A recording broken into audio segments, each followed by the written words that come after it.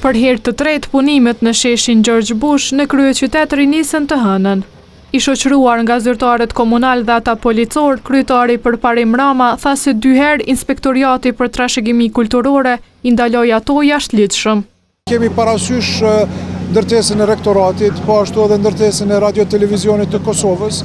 Me këto intervenime faktikisht vetëm do t'i bim pa nevojën që ato t'i mbrojmë dhe t'i ruajmë, jo t'i neglizhojnë ashtu si që ka neglizhuar deri tash ministria.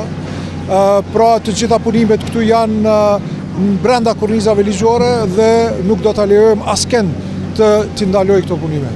Edhe këtë herë në teren dolën përfaqësuesit e Inspektoriatit të Trashëgimisë Kulturore. Pas një bisede me kryetarin Rama dhe nën kryetarin Shkëmb Manaj, punimet nuk u ndaluan, por u kërkua që ato të zhvillohen brenda zonës së lejuar, derisa komuna të pajiset me leje nga Instituti i Kosovës për mbrojtjen e monumenteve.